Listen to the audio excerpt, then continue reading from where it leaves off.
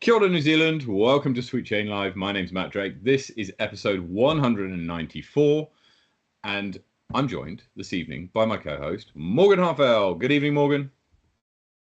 Kia ora, Matthew. How are you, sir? Yeah, I'm very good, thank you. I'm very good. Have you had a good week? Had a very good week. Thank you very much for asking. It's been busy. We're flying through the days, and I've been really enjoying myself. Yeah, good.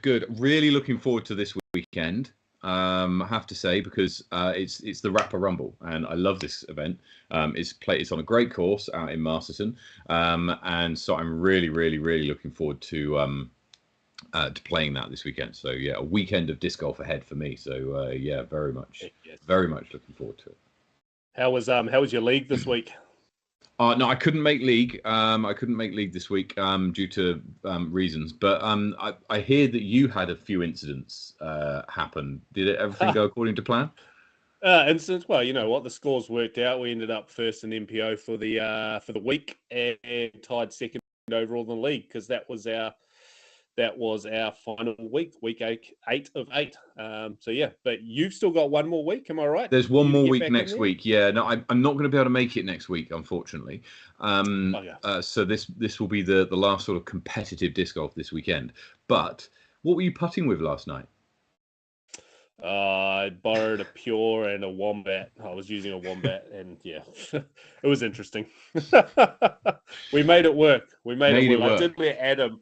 I did have two shots on Adam, who was sitting in second going into the last two holes, and he decided to go eagle birdie, and I decided to go par and miss. I went par, missed my 5 meter finishing putt. So he tied me up at 7 or 8 down, whatever it was. Okay. Well, all good. Didn't cost me a spot on the leaderboard for the season, so cheers that's to good. that. And you came second overall, is that right? No, just second in MPO. Second in MPO. Okay. It's all divisional. You know, we sort of talked about it before the league last night about how we could work out who actually we did have an overall title, because obviously each division has a set amount of points each week. So the top of MA1 had 197 points, whereas top of MPO was only 52, and then you look down to FA1 and those guys only had 18 points finishing. But yeah. Sorry, we'll look into that for future leagues. It's because it's based on the size of the division, right? How big it is how many points you get. Yeah, exactly. Right, so we've got a great show lined up for you today. We're going to go through hot scores to start off with, and then we've got our guest tonight, which is Thomas Gilbert, who's on holiday here in New Zealand and has very kindly agreed to jump in and have a chat to us today. He was up in Taupo at the weekend for the Rising Stars Open, has been travelling around New Zealand. We'll hear a little bit more about that. Then we've got, and I'm going to, hopefully I won't forget anything because we've got quite a bit to get through tonight. We've got the results from Day at the Lake, which was last weekend in down your way, down in Te Anau. And Morgan, you played in that event, so we'll hear a little bit more about that. Yep. We've got a Secret Santa update. Hopefully everybody's got their names, and I've not heard anybody saying, hey, I've not been spoken to. And producer Tom has actually very kindly agreed to open his live on air. So this is very exciting. So that's coming a little bit later. We're going to play some disc golf valley. And we're also going to go through the nominations of the Chainies. So our end of year award show, we've got nominations for male player of the year, female player of the year, male junior, female junior, breakout player. And then there are other Chainies for tournament of the year as well. So you'll need to... We'll give you the details on that later, and we've got a link for you a little bit later on that you can go in and put your vote in, and you've got until next week's show to vote on who you think should be taking away those awards. So we look forward to that. I don't think I've forgotten anything. If you have, we'll figure it out as we go. We will. Let's start off with hot scores. Morgan, take us through the South. Yeah, fantastic. Just before we start, I am very excited to have Thomas on the show tonight. It's not often that we get to have a touring professional from the other side of the world join us, so very excited for the chat with him when that arrives. But as always, starting off down in the deep south in Queen's Park, we've got God damn Johnny Ferrari with an 11 under par this week. Calvin Cummings holds the keys at Chingford and Brockville with a 5 under apiece at both courses. Queenstown Gardens and the Stiffmeister, who also took down MA1 in the league. Congratulations to Stiffmeister. He shoots a 12 under par this week. Mundo McDisc also shoots a 12 under par at Lismore over Wanaka. Jelly Park, we're up to Christchurch, and we have Mr. Sam Page with a 14 under par. Jamie at Warren Park with a 9 under par. 14 down gets it done for KBG at Smallbone Reserve. 3 to go here, team. Stick with me. Queen's Park Reserve, Sam Page with a 6 under par. Saxton Field sees David Colin with the 2 over, and 12 under for Murray Neal at Brantford Park. Gets us done in the south, Matt. Let's head up north. So starting off in Berrenport in the hills of Wellington is a tie this week between Pedro Cannon Larson and Hamish Clayton, all shooting 5 under par. Some new names there. Across the water to Hoikoi, and it's Andy Davey who hits 5 down, and up the valley, Andy Davies at it again. 12 under par at Harcourt Park is incredible. Up to the mighty Manawatu Linklater, Arthur Horn hits 10 under par, and across to Maryland's in Taranaki, it's 3 under for Andrew F. Does the business. The hot score around Spa Park Black this week was none other than our guest tonight, Thomas Gilbert, with an 8 under par. Well done to him. Up to Henderson, Martin De Haas and Jack O'Sullivan tie for a 9 under par. Jackson Sullivan is the leader through Woodhill with a 6 down, and Sean Aitken takes the honours at Rosedale, also with a 6 under par. So well done to everybody who hit a hot score this week. There's been some pretty interesting weather around the place. I know in Wellington we've had a little bit of wind and rain over the last few days. Looking to be brighten up. Morgan, isn't summer great? Isn't summer like 100? It is, but for some reason it's a little bit chilly down here tonight. Oh, it's not too bad, but I did have to don the hoodie. Oh. Just tonight. It'll be back off. Yeah. It'll be back off in the morning. I've seen that the weather this week over in Marston, the weather in the Waiarapa is normally very, very nice, but in the Waiarapa this weekend is going to be incredible. Like 25 degrees, no wind. It's going to be brilliant. Perfect for me. I love playing in a sweat box. I love it when it's real warm. It's great. You'll recall GCO a few years ago. Brilliant. Loved it. Anyway, let's crack into it, shall we, and bring our guest on tonight. Good evening, Thomas Gilbert. Are you there? All right. Yeah. Thank you Thomas, for having me. How are you? Hey, Thomas. Welcome, buddy. Welcome. Thank you. Yeah, doing great. Glad to be here. And nice way to kind of stop in and do a quick little check after about halfway through my tour, my vacation. So you've been. That's right. Sorry, Matt. Please, after you. Oh, I was just going to say we almost needed a before and in the middle and at the end updates to see how you're getting on. Right. I was going to say I guess I could start off at the beginning where I traveled over from Australia, came from Sydney after playing the Australian champs, and then flew straight into Auckland and got very generously picked up by Simon Feasy and played his home course and as well as the Orchard course across the street. Really nice properties, both phenomenal courses, and had an absolute blast there. Played lots of disc golf, more than I was intending to, which was really nice, and then got like a little day in Auckland as well, and started my tour, which kind of has brought me slowly down south, across like from Auckland all the way down to Wellington, obviously stopping in Taupo to play Spa Park on the way down, and now I've moved down towards Franz Josef, where I currently am now. Yep. Nice Franz one. Josef. So they've got a nice little. You're trying to play a lot of disc golf, right? You're trying to play a lot of disc golf on the way down. You're not, but you are. You seem like the sort of person, just even by looking at your PDGA page, that you play a heck of a lot of disc golf. Yeah, honestly, it feels unintentional most of the time, but it just, whenever I see a disc golf course nearby, like I just can't help but check it out. Like, so even here in Franz Josef, I just like got the itch to check UDisc and see what courses might be in the area. And when it's 2 blocks down the street from where I'm staying, it's like, how can I not at least go and play the quick 9 holes or something like that? Yeah. Awesome, buddy. Awesome. So you're in Franz Josef now, and you've played the course there. What other ones did you say you stopped in at? I stopped at a course in Hanover Springs, and Very nice. then yeah, it was a fun little course. And then just other than that, mostly the ones up in Auckland, and then 2 rounds at Spa Park. There's other ones that I was thinking of maybe doing, but also because of like the tour group that I'm on, like I kind of limited to like what I can explore on my own, like when we're not being shuttled around. So yeah, like some of the ones that are like a little bit off the road between major stops, like I can't necessarily venture out to as much as I want to. And you started your kind of overseas trip in Australia, and you were playing in one of the events you played over there was the World Team Championship. So I got that right. I think that's right. Yep. And so how was that? How was it playing with Team Canada?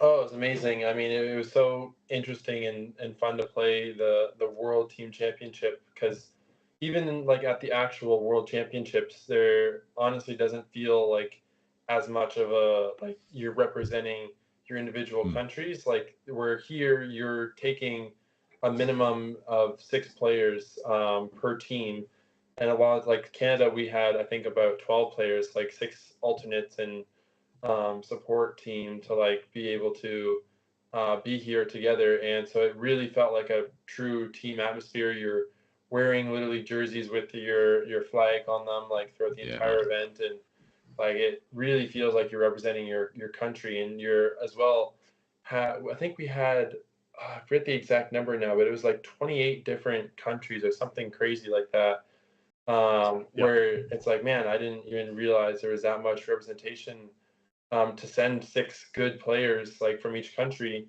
to be able to play in the World Team Championships. And so like it was extremely exciting and a lot of fun, and I almost enjoy the format of that. It's a nice break. I'm sure I wouldn't want to do match play the entire time I was competitively playing, but it was honestly a really fun format to play for that event.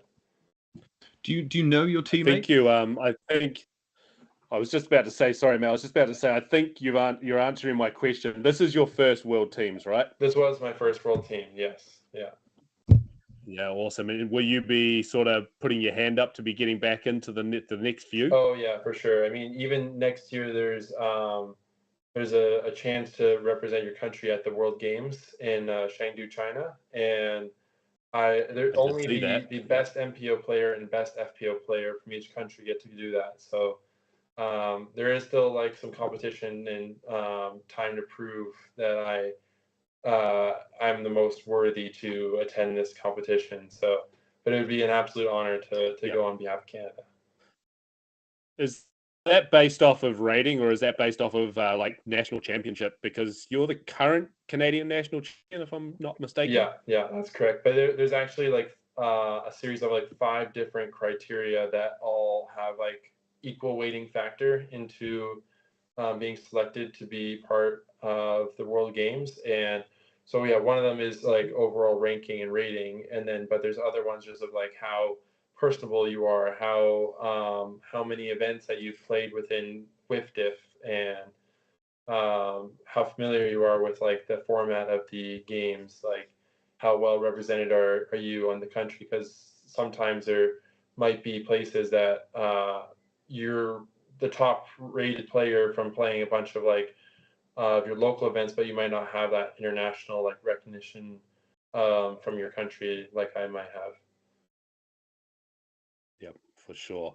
And I think we'll spin it back just a wee notch there, back to Matt's question. I think, Matt, you were asking if Thomas, you know all of the teammates before you actually went into Worlds. Was it something like luckily I played with almost all of them. Like I played with every single one beforehand, and many of them I played like very familiar, played competitions with them all the time. So like Casey Hannemeyer and Max Rogetnig were the other 2 MPO players. And then Colleen McInnes and Sophia Donica were there on behalf of the FPO. And then we had an MP40 player Stuart McIsaac, and as well as Hector Diao, who I've played so many competitions with over the years that like we're all really well known, like, and well acquainted with each other before even going to this competition. And from memory, and I'm saying memory, it's not long ago, but the you was it the final, or is it for third place that you had that there was that spit out Yeah. on the final hole? Oh man, what a question. No, but do you remember watching it, Morgan? I think we both, I think like, we shared it on a chat. Everybody watched it at some point. Yeah. Yeah, like I can remember sharing in our Sweet Chain Live chat, going, "Oh my word, look at this." How did that feel? I mean, where were you when this happened? Were you like right behind him and you following around, or were you on a different card and you found out about it later? Yeah, I was actually playing a different match at the time, and so we had no idea that was even like going on, and it was that close because on our matches, so you have like a singles and a doubles match on both cards, and then there's two cards playing at the same time, and usually they're like one hole separated from each other, and so we had won both of our matches on my card, and the other card had like for sure a match that they had lost, and then that match where it was going straight all the way to hole 18, and that putt was to win the match. And if we had won the match, then we would have not had to go to a playoff, and we would have just moved to the gold medal match. And yeah, it's funny that that video has been circulated so many times, and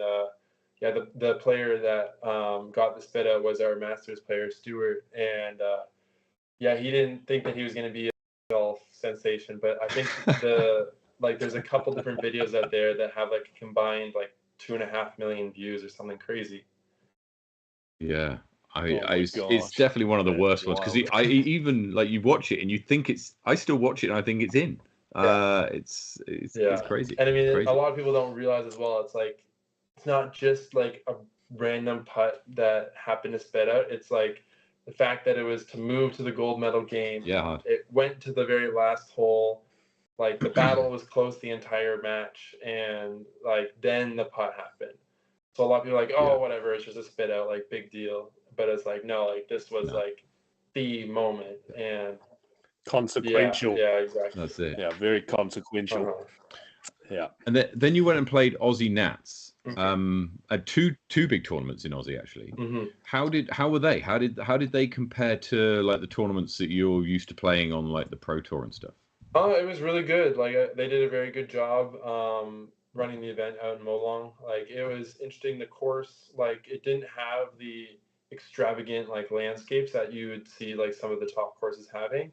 But I think they made like a really good competitive track that it favored like more tight OB and like landing zones and mandos to kind of manage through. But it created a very good score separating course that had, I mean, if you watch the final round, lots of crazy stroke swings and lead changes, and so it definitely made the action exciting. And I think it was a fun event to play, and it was cool in the sense that Molong's such a small town, and so when they have like 200 disc golfers move into a town of like 1,500 people, it kind of like almost takes over the vibe of the town, which is also pretty neat. Yeah. It's a pretty that's a pretty familiar thing for us here in New Zealand. We don't have a lot of tournaments to get upwards of 200, but even just bringing like 70 to 100 people to a town that maybe has 200-300 people, and you're trying to almost half, if not double, the size of the community. It does make a really big impact. But they are like communities like that are super welcoming to disc golfers. Oh, it's amazing. Once they actually realize what we're doing, right? And then you came over to New Zealand and you went to the Rising Stars tournament in Taupo. Yes, that was a lot of fun. Which was last weekend, run by Ken and Steve up in Taupo. They do a fantastic job, by the way, as I'm sure you witnessed. But they do a fantastic job for New Zealand disc golf. And we'll go through the results of that tournament in a little bit later on. So you got to play Spa Park, which is New Zealand's highest rated disc golf course. I think it was 60. Is it 64 in the world? Have I got that right? So it's around that mark. Yeah, it sounds right. And yeah, so and that's held some pretty pretty prestigious events over its time. How did you enjoy that day and the track when you got out to play around yourself? Yeah, it was great. I mean, met up with Steve in the morning and went and played Spa Park like first thing, and it was a great course. Like I said to him, I think one of the best like city park courses, like or public courses that I'd ever played. Like the landscaping there and the like maintenance of the course was top notch, and a lot of the holes were really well designed and like had fun shot shapes and challenges to play through. I mean, like extremely well done, and just absolutely had a blast there. Like it's cool to have the river running like right beside the course near like the beginning of the back nine, like holes 9, 10. And yeah, it's just incredible. So it was an absolute amazing course to play and kind of be able to see and get a feel for. But then as well, in the entire day itself, we went to have a really nice lunch on Lake Taupo, and then through like another disc golfer, Courtney, who used to work at the bungee jump, was able to get me in for a free bungee jump, and just in the afternoon, like about an hour before I left town. So it was like pretty incredible day and experience. Was that planned? Was that like I'm going to do a bungee whilst I'm in New Zealand, or was it like we've got a spot open, do you want it? Yeah, so I mean, I was like debating whether I would do it in Queenstown or not, and then we were literally just driving to the course, and he's like, "Oh yeah, and like there's little like bungee here, and one of the things that we like do sometimes is if we can like try to get this experience for players that come, like we'll try to arrange packages of stuff that we can do to help out people like enjoy their time here." And I was like, "Oh, like." That's really neat. Like I've always wanted to go bungee jumping, and it just kind of like went from that to like, okay, well, let me see if I can make a call. Like, and then that call led to then you were strapped in. yeah. Next thing I know, I was strapped in, and I mean, it was so much fun too. Like, yeah, I posted the video up on my social media, like Facebook and Instagram, and yeah, it was a blast. Yeah, that looks awesome.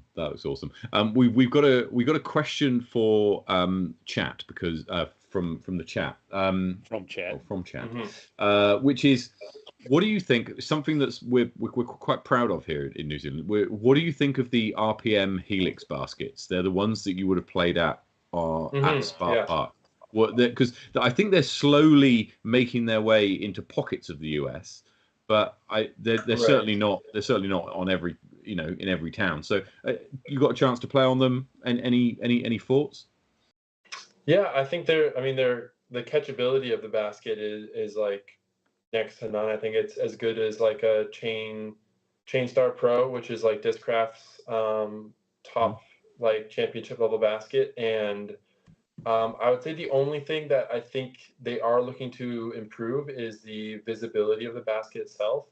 I would say that's like my only criticism of it, is that if you're playing like on a wooded course and you see the RPM basket at the end of the fairway, or I guess the problem is you don't see it at the end of the fairway because it's just in a darker environment, and with the dark metal of the RPM basket, it's kind of blends in sometimes. And but I know that they've been prototyping making a new basket with a band along the top, so it has a little bit more visibility to it. I think that would be a big improvement.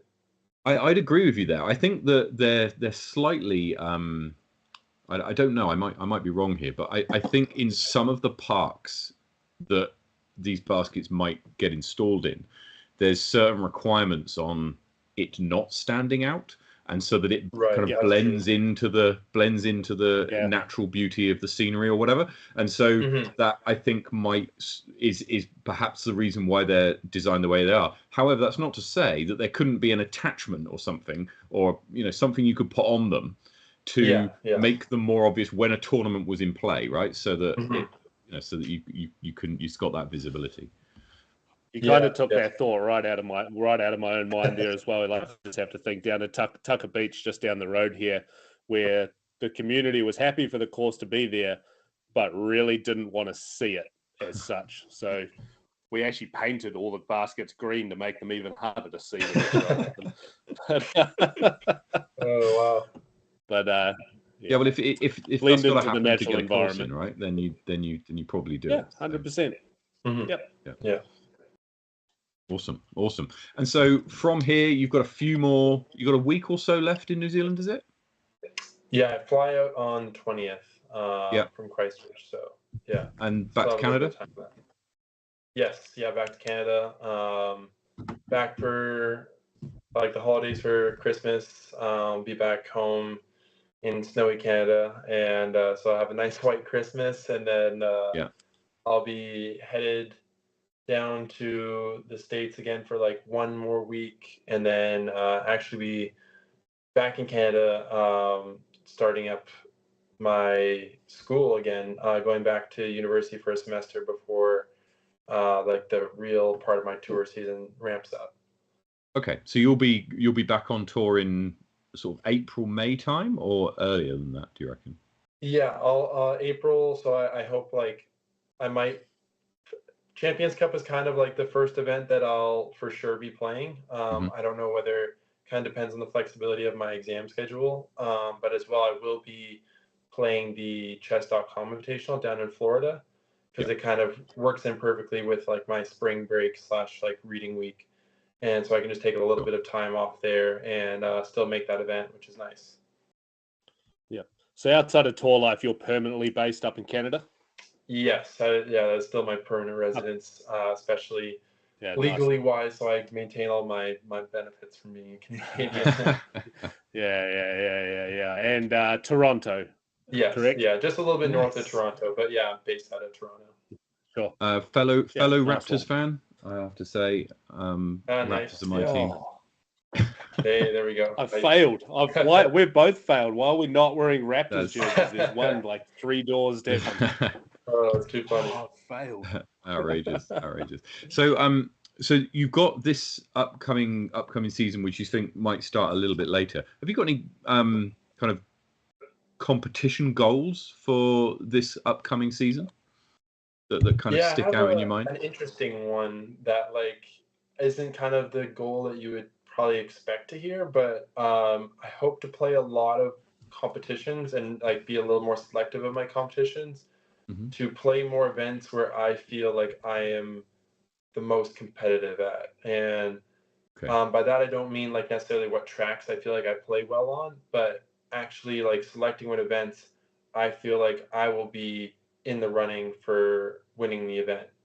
Because I feel like that pushes me better to kind of push myself skill wise. It gets me better practice at actually being mentally strong, like battling out. Because honestly, I kind of feel like there was a little bit of weakness in myself of just like being on lead card, being in the excitement, and like not quite executing the way I wanted to. And so I feel like I miss being in the heat of the battle, and I really like that's what makes me love disc golf.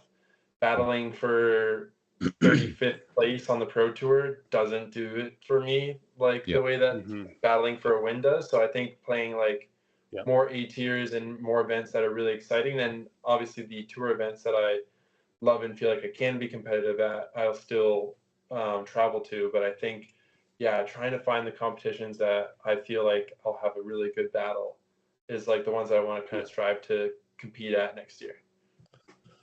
Do you think that'll bring your tournament numbers down slightly from previous years? Because this year you played 33, the year before 32, and the year before that in 2022, 42 events. I won't go further back than that. But that's a lot of events in a calendar year, right? Yeah, absolutely. And so I do feel like I'll probably dip into the 20s, especially with taking like that time off at the beginning of the year and not really ramping up my season until April. But even then, like I still kind of expect to be somewhere in that like 25 tournaments range. And it'll just be more like kind of A tiers instead of necessarily like, I think I probably played like 20 or more Elite Series and above events last year. I probably played like 24 Elite Series or majors. So like that number will definitely be reduced to probably like maybe like 12 or something like that. Yeah, I see. You've got a pretty good chunk of them there. But man, you're definitely getting all over the place, mate. That's a heck of a lot of plastic slinging in 1 year. I personally have done 11 events this year. I won't even tell you. It's a lot less than that. But anyway, that's great. That's great stuff. Right. So, Thomas, now we spoke earlier on, and you're going to do some desert island disc golf for us. Yes. Which is, if anybody's not seen this part of the show before, the premise is that Thomas is stranded on a desert island. And whilst on this desert island, there happens to be a disc golf course. He's been stranded with 3 of his favorite discs and 3 of his favorite card mates. His card mates can be alive or dead, real or fantasy. They can be seasoned pros, people he knows, or anybody in between. So, Thomas, first up, what discs are you throwing? And if you've got them there to hand, maybe flash them up to the camera. I don't know if only if you've got them to hand. Don't worry too much if you don't. Let me see. I might have some of them. Matt, just while he's off, I didn't say it before, but Thomas has played 231 PDJ events, and he was only been a member since 2016. Wow. That's a lot. Yes, that's a lot of events in a quick time. It shows how much crazy person I am for this stuff. Right, so what are we throwing then? What have you got? So I got 2 of the 3 here. I have the Praxis, which is just like a really nice throwing putter. Can throw it anywhere.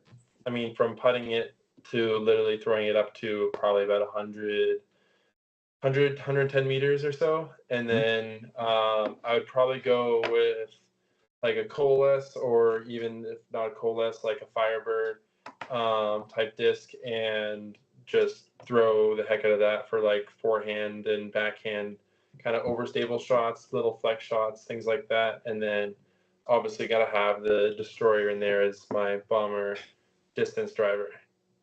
So many people say Destroyer. It's great. Yeah, it's just, there's nothing quite like a Destroyer. I don't think any company has like nailed the replica. I know every single company has tried, but there's nothing that quite flies like as consistently far and like as kind of like smooth of a line as the Destroyer does for that like high arm speed. Do you know what I really like there, Matt? When he said, "I throw this putter 110-ish meters," that as well. And you and I both just sat there nodding. Of course that happens. Like I'd be throwing maybe half that. Okay, so and who are your 3 card mates? Who are you taking with you? Oh man, that's tough. I would say, just because I feel like I can play an unlimited amount of rounds with this guy and never really get sick of him. My friend Kevin Kiefer down in Tampa, Florida. He I've stayed with him for the off season like quite a few times these past couple of years to kind of get into like a warmer climate. Now I've kind of done that here in Australia and New Zealand, but he's definitely one of my card mates that I think that I would enjoy having with me the entire time. And then, man, the kind of like disc golf or not disc golf related, like really threw a curveball, because I kind of have my like 3, like my dream card answer already like locked and loaded, ready to go. But man,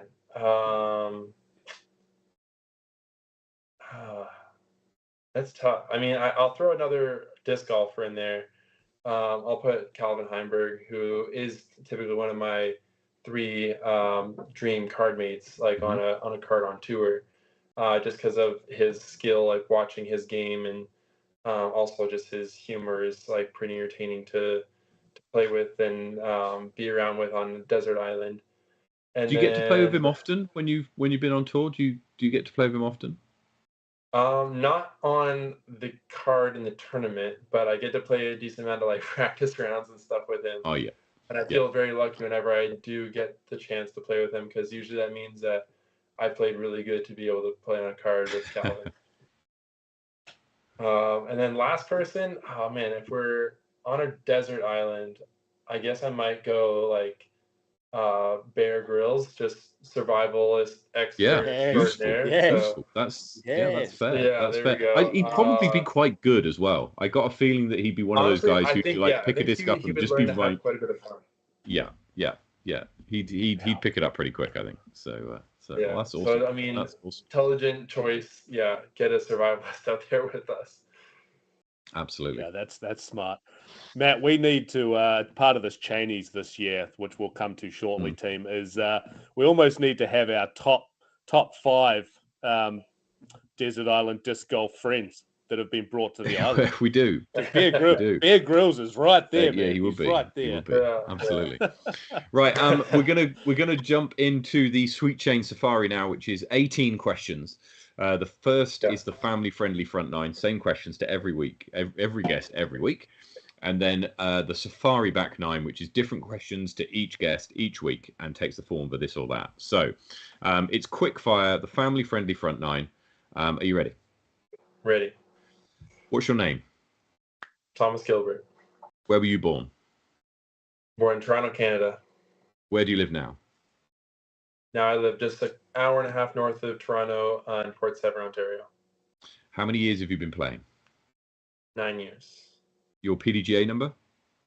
85850. Nice one. Your favorite disc? Destroyer. Your favorite course? Maple Hill. Your favorite MPO player? Gannonburr. Your favorite FPO player? Kristen Latt. Excellent. Ooh, Excellent. Morgan, take us through the back 9. Righto, Thomas. We're going to run into our back 9 here. Nothing like the front 9. I'm going to start off by asking you, do you prefer the Canadian summer or the Canadian winter? Canadian summer. Summer. Disc golfer, surely. That was always going to be the answer. Do you prefer to be near the ocean or near the mountain or in the mountains? Ocean. Ocean. Correct. All right. Well, you're pretty close by down in Franz Joseph right now. That's right. Do you prefer to go camp? Do you prefer to go camping or do you like the van life?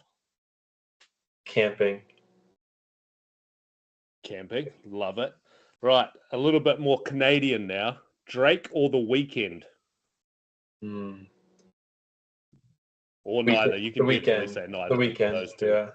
The Weeknd. Maple syrup or honey? Maple syrup. Poutine or pierogies? Poutine. Now, these two have nothing to do with each other, but beaver tails or Caesars? Oh, beaver tails. Oh, yeah. The Leafs or the Blue Jays? The Blue Jays. But even though I feel bad because I just did a video with some of the guys on the Leafs. Oh, goodness. And our final question, hole 18, nothing to do with Canada. We're coming back down into the Southern Hemisphere, and you might not even know what I'm talking about. The All Blacks or the Wallabies? Wallabies. Incorrect right, answer. Cut him. Cancel. He's out. Get him off the show. He's out of here. That is cooler.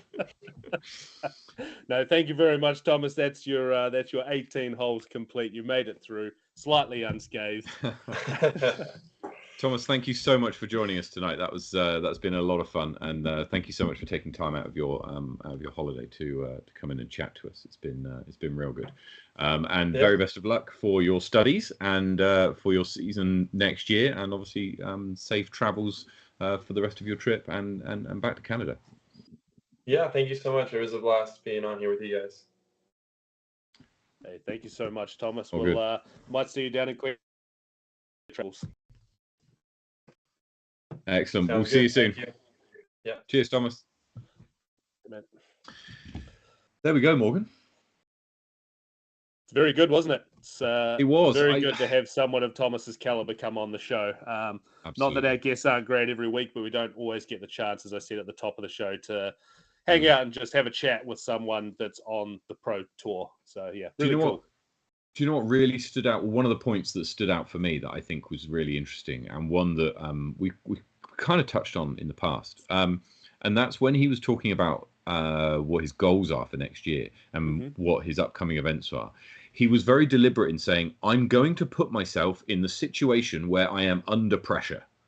Yeah. Right? I'm going to put myself into that situation, deliberately choose events where I know that I'm going to be in the thick of it, feeling the pressure from all sides, competing, rather than events where he said it himself, he might be battling for 35th, right? Which may not have the same level of pressure or kind of a associated feeling. It's definitely still a lot of pressure, but it's really a different sort of pressure, right? There's different stakes on the table when you're battling in these two different sort of events, and I really like that. You know, it's I think, you know, if I'm not sure where he wants to go. We didn't quite get into that sort of part of the conversation, but where does he see himself in the next 1, 2, 3, 4, 5 years in disc golf? But is this his stepping stone, his platform to the next level to get himself maybe right back to the top echelon of the sport?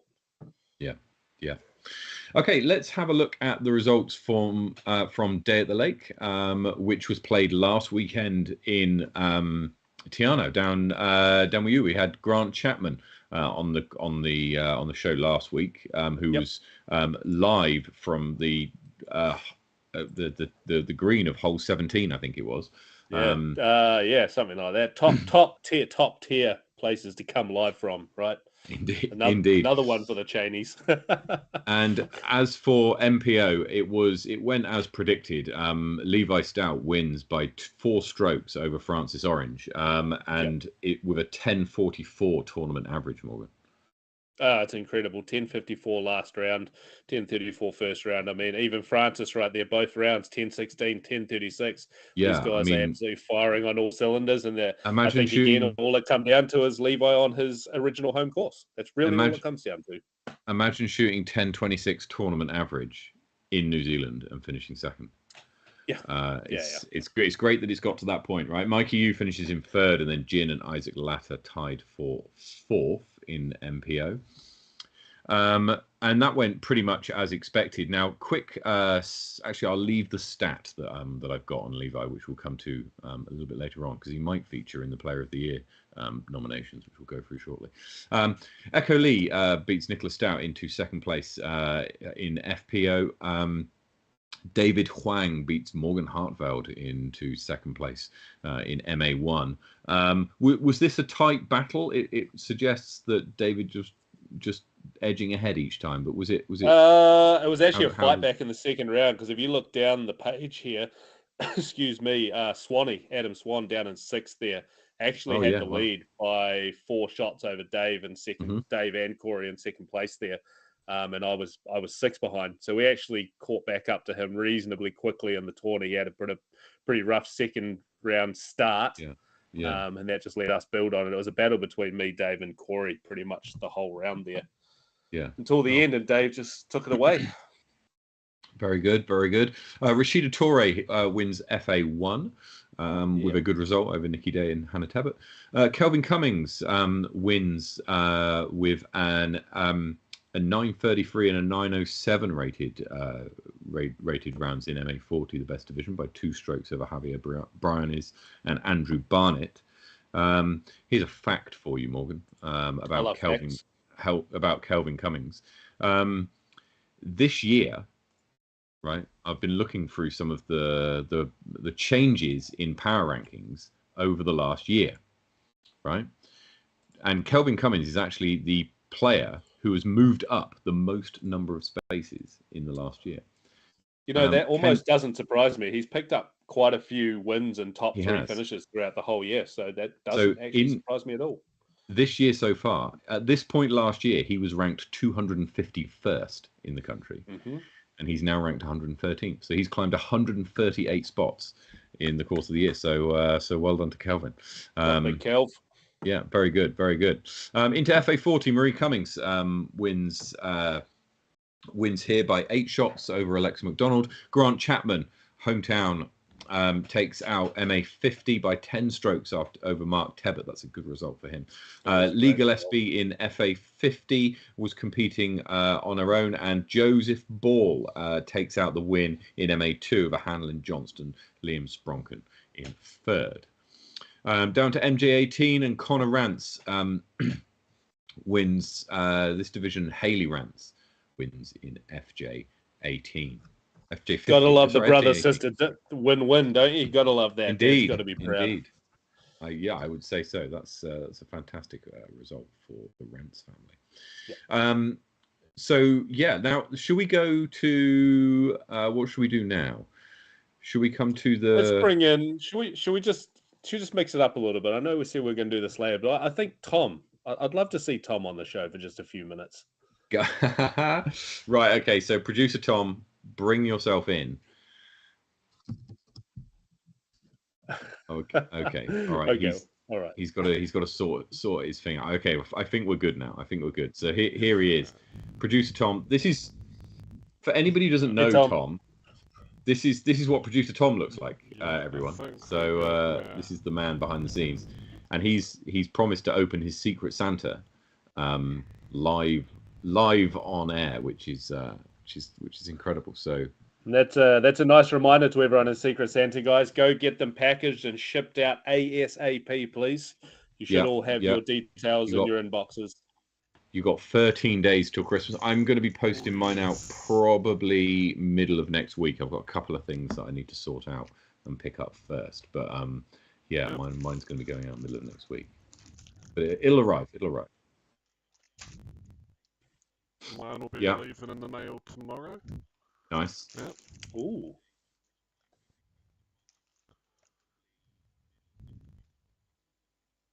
If you can guess the discs through the packaging, that's incredible. Yeah. I just love it. So I was having a wee feel of the package. Okay. Here. All right, go on then. I just love it. I'd love it if you open it. It was just like 26 minis. But no discs at all. There's definitely a driver. There's definitely. Right, Wolfie. Pretty sure that's a putter, a beaded putter. Oh, cool. Oh, okay, sick. Yeah. No they're useful. They're useful can, if you means that you don't. I think they're better than towels because they're less likely to get like you can't drop it, right? It's a lot harder to drop it. Yeah. Well, actually, we've got one of these. Good stuff. Yeah. Yeah, that's awesome. What have you got?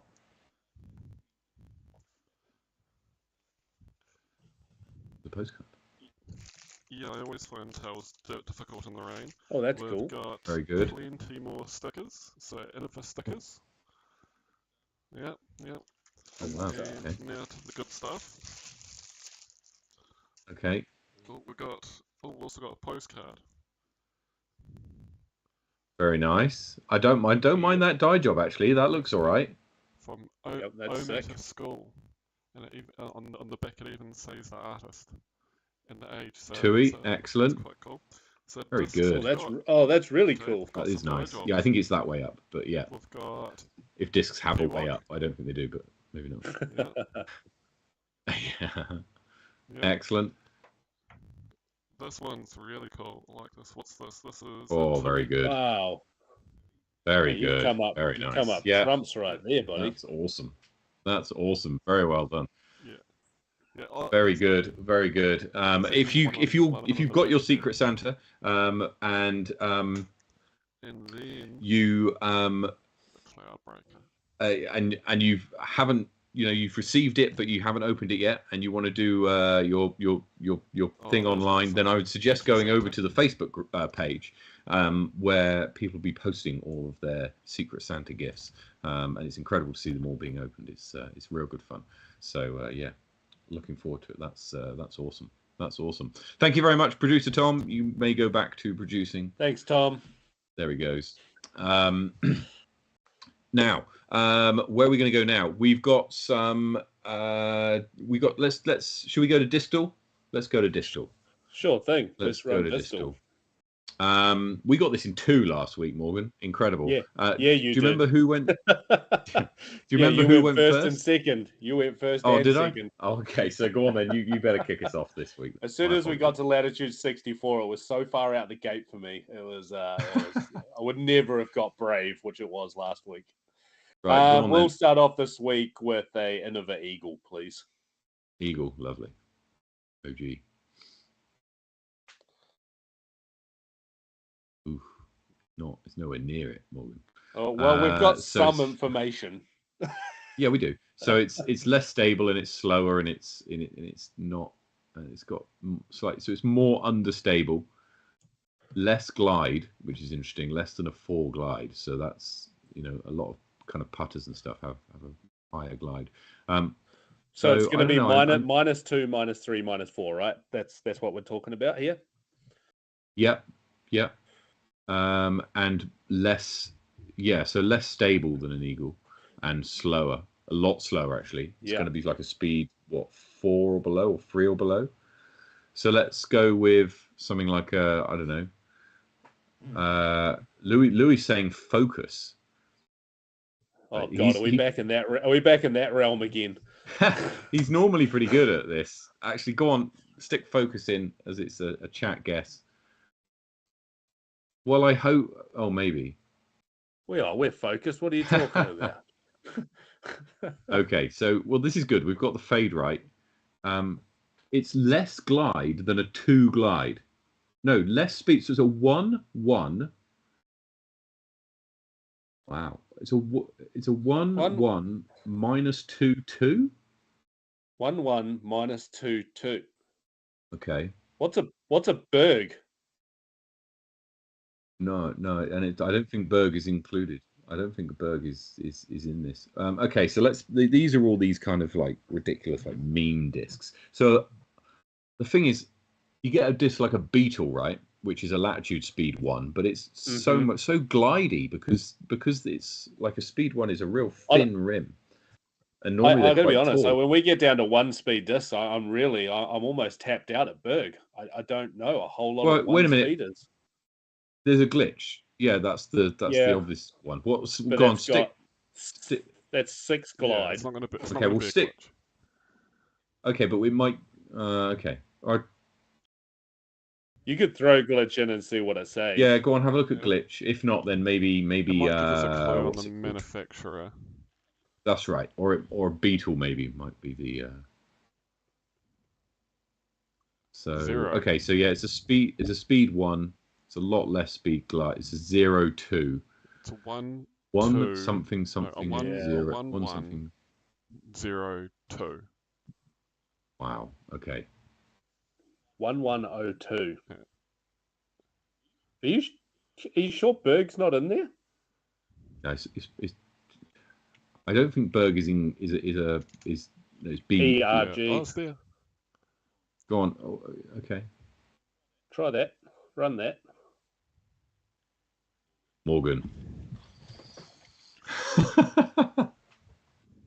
Outrageous. Very well done. It's good because it's the only 1-speed disc outside of a glitch that I know. A lot of people throw Berg. It's a nice disc. Right. We are now going to go to Rapper Rumble tips. Now, this is coming this weekend in Henley Lake. So let's have a look at the tips for it. Suppose I should get some tips in there as well. Yeah, put some bets on here. So in MPO, Johnny Wake is the favourite at 2.3. Andy Davey is second favourite of 5.3. Ashton Clark comes up for the event at 6.3. And then Josh Pratt is at 9 and bar. Michaela Kerr is on her own in FPO. MP40, Young Hart takes on Mike Foley. And in MA1, pretty even across the top 6 here. Tim Wilson, Ben Morrison, Matt Broughton, Tim German, Brian Levine, and Devin Taylor. Very little to pick between the 6 of them. Hannah Edmonds is odds-on favourite for FA1. Brett Carlisle and Gary Jarvis will likely do battle in MA40. Phil McLeod in third, and I'll be doing my best to get on lead card, although it's going to be way more competitive than that suggests. You can do it. In CAF's on her own in FA50, MA50, Galal Brizzle with 3.4, Jeff Bayliss and Wayne Collier at 6s. FA50, Debbie Mills are in at 1.3 over Adele Gibson, 4.8, and in MA2, Andrew Faulkner is the odds-on favourite at 4s. Katie Hoffman's favourite in FA2, and in MA3, Totopa Atua Pofade is favourite, although honestly, between him, Bunny, Hamish, Zach, and Dane, actually all the way down probably until you get to even Tyrone. And Callum, sorry. Yeah, that MA3 is so competitive. It's going to be real difficult to pick a winner there. I just reckon $1,000 on Craig Snowball just for the name at odds of 55.6. You reckon? Beautiful. Yeah, why not? Okay. Well, you're just cutting out a little bit there, Morgan. But yeah, there are your odds for this weekend for the Rapper Rumble. So we'll look forward to that. I think Johnny Wake is the favourite there, and I think we might have we frozen? Nope. Still got you here, mate. Have you still got me? Oh, have you? Okay, sorry. Yeah, I just things are frozen on my screen, so apologies. Yeah. Okay. Yeah, well, I think we're back. Lovely. So there are your odds for this weekend for the Rapper Rumble. We'll see how this goes. It's the last sanctioned event of the year. There's also the Christchurch Disc Golf Club Championships taking place this weekend in Christchurch, obviously, and they will be. Tom, what's the name of the where is it being played? At Jelly Park? No, it's being played at Ascot Park. Ascot Park plays host. So if you're in the area and can get to Ascot Park, then head over there. Right, Morgan, we need to go through the results of the Rising Stars Open, which happened. Yes, let's do that. Last weekend in Topor. And I think we can get the results up onto the screen. In the beginner division, Floyd Buchanan is the playoff winner over Alex Money and Otis Buchanan in third. In the intermediate division, DJ Smith takes out the win over Luca Kaida, again on a playoff. So very well done to those guys. Darley Cowie in third. And finally, in the advanced division, Jaden Ashford takes the win over Leon Perry and Kyron Lincoln. So very well done. Looked like an incredible tournament. I don't know if we can scroll down to some of the photos that are on that post there, Tom. Look at that. I mean, some of the Gotta feedback. love a good group photo, right? Gotta love it. Everyone enjoying themselves, all excited. The all the feedback that I heard from that event was fantastic, and really the kind of event that, you know, if you're a 10-year-old and you go to that, and you go to an event like that and you have the time of your life, that's the kind of event that just then, well, yeah, it sticks with you. Then you know, that's the next 40 years, and so 100%. So yeah, fantastic. We love seeing events like that popping up all over the place. Well, Absolutely. not all over the place, but we love seeing them pop up. Absolutely. Right. What have we got left to do? Disc Golf Valley and the Chainies. Disc Golf Valley and Chainies. So, and the quiz. Yes. Okay. Ooh. So let's go to Disc Golf Valley first. Tom is just bringing the results up. I've heard there's some pretty good results up on the screen here. Oh, AFX. How easy was the course today? AFX, which I think is Patricio, hits an 11 under par. Kelvin with 9 under par. Brett Carlisle with 12 under par. That's ridiculous. So very well done to Brett. And Arn with a 7 under par. And then producer Tom with +5. He got a birdie. He birdied hole 5. Well done. He did. Sandwiched between two doubles, but okay. And now let's go through the Chainies. Now, so the way in which this works, if you weren't around last year when we did this, is we've got how many awards? 1, 2, 3. I think we've got about 6 awards for Male Player of the Year, Female Player of the Year, Male Junior, Female Junior, Breakthrough Player of the Year, and Tournament of the Year. And so what we've got is we've got nominations for Male Player, Male Junior, and Female Junior. And then when it comes to the Breakthrough Player, that's up to you to decide. Okay, but we're going to go through a few people that might be in with a shout. Okay, we'll talk a little bit about who those people might be. And then Tournament of the Year, again, it's completely your choice. So we're going to give you a link after this section. It's in the chat comments, and we'll also post it on our social media. You head over to there, you place your vote, and then we'll tally up the votes at the end of the show next week, and we'll do our winners. So first up, then, our nominations for Male Player of the Year are as follows. So you've got first up, probably no kind of surprise here. Levi Stout and Francis Orange are nominated, along with Johnny Wake and Ethan Stout. So there's a few kind of storylines going on here. The stat that I was gonna mention earlier was that Levi has lost to one Kiwi this year. Wow, and that would be Francis. And that would be Francis at the Tucker Beach Rush, Tucker right? Beach. So, and that's the only time that he's lost to a Kiwi this year. So yeah, maybe that's enough for him to take out the Player of the Year award. That's for you to decide. But let's have a look through some of the stats. Levi's got wins at Roxburgh, Southern Smash, Bottle Lake, Midwinter, Final Meltdown, Day at the Lake. Francis has got a major win. So this is something which you might consider as being, or actually this is why Francis is in with a shout, right? Because he's got that major win at Moonbase, and came third at North Island Champs. So there's that, right? So that's that, which I think is important to note. Johnny Wake, also worth considering, I think, has had a good couple of wins, although tends to play different events to Levi and Francis. Hasn't had the same kind of crossover as those two, as hasn't had the same crossover as those two have in terms of the events and the people that he's played against. Nonetheless, has taken out a considerable number of wins.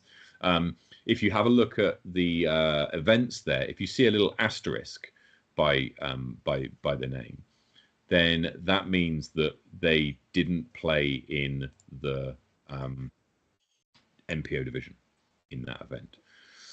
Worth noting that so Johnny Wake has come up against Francis once this year, which was twice this year, which was at GCO and North Island Champs, and in both events, Johnny finished above Francis.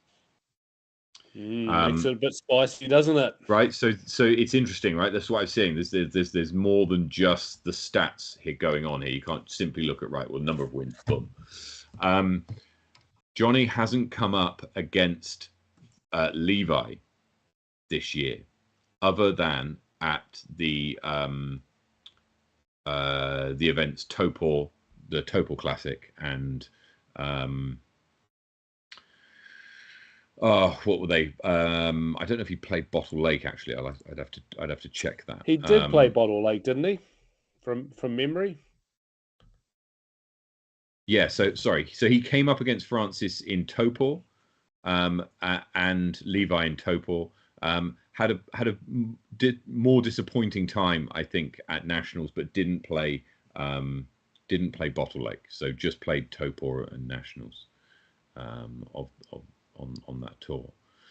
Then you've got Ethan, and Ethan is kind of, if you look at the result, if you look at the events that Ethan has finished second and third in, it's a lot of the events that Levi and Francis are winning, right? Yeah. Which says to me that he's the best of the rest, right? Which is why, and that level of consistency is the reason why he's been included into the conversation here. So and you've got three of these gentlemen also represented New Zealand this year over in Australia too, which is absolutely worth noting. yeah. So and you know that's good picking on the behalf of the selectors there, noticing the form of the guys. Yeah. It's also worth noting that currently Levi is top of the power rankings. Francis is second, Johnny Wake is third, and Ethan Stout is fifth. Okay, so yeah, it's just worth having a look at. Now, you might be thinking, but why haven't we included Jackson Sullivan? He's currently ranked 4th in the power rankings, and he's had some good wins this year. North Island champs, Auckland disc golf champs, etc. But we can only pick 4, and this is how we decided to do it. If you feel as if Jackson is ahead of all 4 of these, and is worthy of getting the vote for Player of the Year, then by all means submit Jackson as a separate name, and we will count them up. It's not just the names that we see here. We've the way the form is set out, you'll get a choice of 4 and then an other, and if you fill out the other, then we will take that vote. Let's have a look at the female Player of the Year. So your choices here. Your choices here are Hayley Flintoft, Michaela Kerr, Michelle Simpson, and Alison Tweedy. Okay, really, again, lots of different storylines going on here that I think is noteworthy, that we'll talk a little bit through. Whilst Hayley has won fewer events than the other 3, she has finished in the top 3 in every tournament that she's played. Okay, so that level of consistency and performances at, in her case, 2 of the nationals in FPO, 2 of the majors, sorry, in FPO, Moonbase and Nationals, highlighted there because they're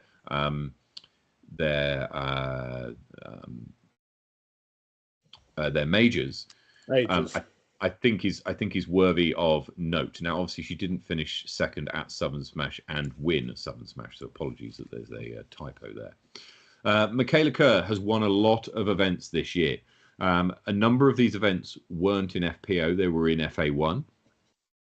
But nevertheless, wins at Roxburgh and the 2024 Eruption over in Aussie are noteworthy, as is her performance taking out FA1 at Nationals as well.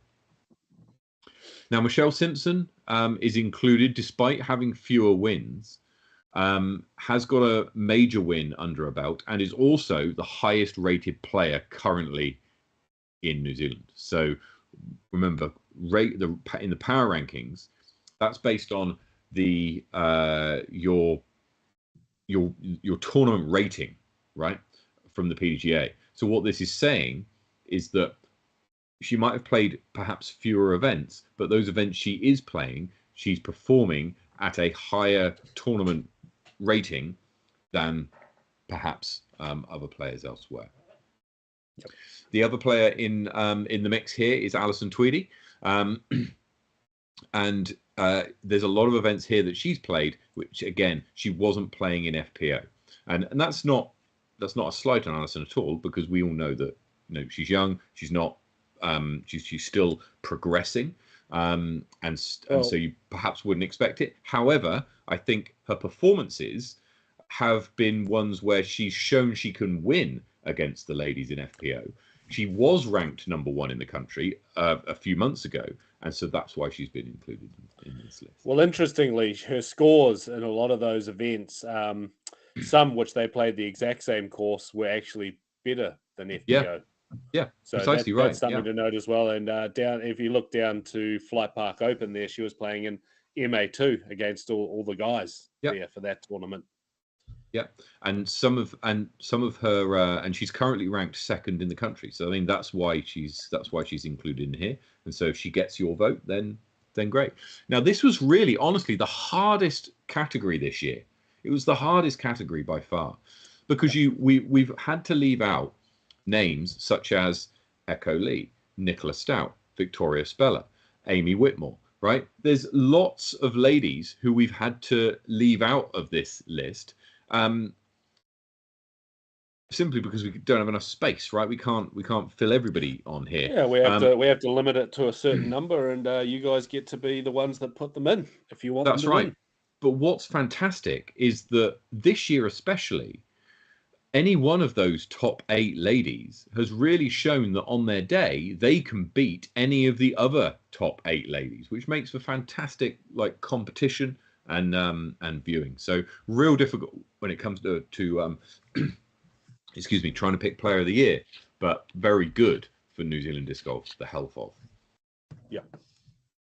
Right, let's move on to the next category, which is the male junior. Now, we've got a choice of 3 this year. We've got Bailey Gardner, Connor Rance, and Magnus Davidson. Now, Magnus has been included because he has played a lot of events in the junior category, despite us seeing him compete more recently in MA1, and crucially picking up wins at no less than a major and Temuka Tussle. You've got Bailey Gardner, who's been incredibly consistent. He's won a lot of events this year, and Connor Rance has just entered a whole bunch of events and done very well as well. So I think there's outside of these 3. I think it would take some convincing for me to include anyone else, but within this 3, it's really tough to pick. Really tough to pick. Absolutely. I mean, you those 3, honestly, either of them. Yeah, I think that's a pick 'em, really, isn't it? So that's just going to come down to crowd decisions and who's going to vote for. Could almost come down to who they like, because in all fairness, I think they all deserve it. Yeah. It's not going to be an easy one to pick, that one, but not at all. Right, and then finally, not finally, but on to female junior player of the year. We've got Sarah or Alison. Now, Alison's been included because she played many of events in the junior divisions, right, and has picked up a lot of wins in the junior divisions there. A 3-time major winner in the junior divisions. Sarah Wadsworth has got a 2nd world championship this year. So 2 times. So again, this is what it's coming down to. Now she's added a few more tournament wins under her belt this year. She has, which she didn't necessarily have in previous years. So again, the conversation here is where do you put it? It's going to be real interesting to see where that goes. Yep, and the final 2 categories are breakthrough player of the year and also tournament of the year. So with respect to breakthrough player of the year, it's a real difficult one to kind of pick, really. Now last year it was a little bit easy, right? Because we had Johnny Wake, who hadn't played any disc golf on the 1st of January last year. He'd played 1 round of disc golf, and on the 31st of December, he was like the 7th best player in the country or something. So it was a bit easy, right? And it was kind of 1 player, and everybody, okay. So, but when I look through the changes in the power rankings since this time last year, there's a few notable movements. We mentioned Kelvin Cummins moving up 138 spaces. Bailey Gardner has moved up 126 spaces from 184th to 58th. Raina Pai has moved up 121 spaces from 149 to 28th. And I think this is significant, right? Because once you start getting higher up, it becomes harder to move up, if that makes sense, right? So what I mean by that is that the field is very compressed in the middle, and even 1 shot in a tournament can move you several spaces, whereas that's unlikely to have the same effect towards the extreme end, at the high end of the table. So for him to show that improvement is very good. Other notable movements: Magnus Davidson moves up 74 spaces from 92 to 18th. Wow. And also, if we're looking at towards more the top end, Ollie Webb moves up 36 spaces from 48th to 12th. Right, so it's a real interesting kind of mechanic, this, and a really interesting how you want to kind of discern it, because there's plenty of players who have moved up like 100 odd spots, but you might not necessarily go, oh, actually, do you know what? They're probably not in that conversation for breakthrough player of the year. But anyway, there's some of our thoughts. We'd like to hear your own when we send out the form, which Tom will do, but not quite yet. When he sends out the form, you'll have it will just be a free form option, right? So you'll be able to just type in the name of the person, and then we'll sort it out after. Then there's tournament of the year. Morgan, do you have a favourite tournament of the year that you'd like to shout out? Oh, my favourite tournament of the year is obviously always Wahi Tapu. Always has been, always will be. It's the most fun, and the most fun in my books wins. That's it. I mean, last year this was won by the Southern Smash. So we shall see how that goes this year, whether they can go for a twofer. But there was some pretty significant other tournaments that went on that we'll also have to take a look at very closely. From memory, it was very close between GCO and the Southern Smash, with actually Ryan's West Side of Woodville coming in third place, I think. So and that's the perfect example of the most fun. Might not have won, but that's why he puts on such an epic lower tier event there, but he puts so much hard work and effort into it, and man, everyone just has such a good time, and that's why it was right there last year. And tournament of the year is really up to the crowd to decide their own feeling as to what makes the best tournament, right? If you could award an event tournament of the year, however you decide to do it, it's up to you. So there are the awards. Now there is also a separate category on the form for any shout out or kind of personal awards that you feel need or should be shouted out, and the best ones or most popular ones we'll read out on the show next week as well. Now we're going to get into upcoming events, so let's take a look at what we've got. Nearly all of these are next year, with the exception of the top one, Rapper Rumble, this weekend.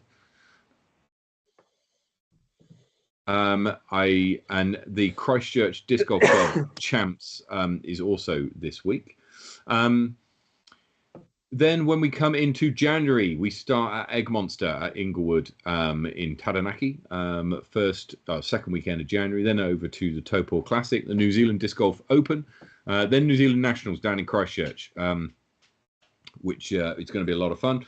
Roxburgh Open, Moonshine Open. Registration for Moonshine Open is now open, and so you can now go to Disc Golf Scene and enter that tournament, and the Southern Smash the weekend after that in February. Right, let's head across now to power rankings. There's been a few changes in power rankings, not huge numbers, but a little bit of a change. Starting in FPO, Echo Lee moves up 4 spaces to 7th. And Marie Cummings is up 4 spaces to 19th. In MPO, very little change. Mikey Yu just climbs 1 space to 22nd. And outside of that, Andrew Faulkner climbs 78 spaces to 104. And Andrew Barnett climbs 38 spaces up to 151. Right. Morgan, I think we're coming to near the end of the show. Just a couple of things from me. One is to say that next week is our final show of the year. And after that, we're going to be taking a 2-week break. So we shall be back on, let's just have a quick check what that date will be. We're taking Boxing Day off and the day after New Year's Day off. So we'll be back on the 9th of January. Right in time for Egg Monster, which is the first sanctioned event of the year. So yeah, we look forward to seeing I'll only be back for 1 show before I'm away again as well, or maybe 2. Indeed, maybe two shows, and then you'll have a guest co-host for a good couple of weeks there, maybe 3. Yeah. And then the episode on the 6th of January which will be sick for February, sorry, which will actually be episode 200, if I'm not mistaken. We'll be coming live from Christchurch for New Zealand Nationals, having played the first round. We will be coming live from Nationals, so we shall look forward to that episode 200 coming soon. Finally, just for me to say that if you like what we do and you want to support us further, then head over to patreon.com/sweetchainlive and get involved. We've got a new website that's going to be launching in a couple of weeks' time. And it's going to have lots. It's going to have tipping, so you'll be able to enter our tipping competition. It'll have power rankings. You'll be able to leave reviews for all of the tournaments that you attend. So head over to that when we've got a little bit more information. It's not quite ready yet, but it'll be coming out in the new year. We'll let you know. But very best of luck to everybody playing in the Christchurch Disc Golf Championships. Very best of luck to everybody playing at Royal Rumble. I shall see you there weekend and wherever you're playing disc golf. Take it easy. Some birdies, and we'll see you next week. Cheers.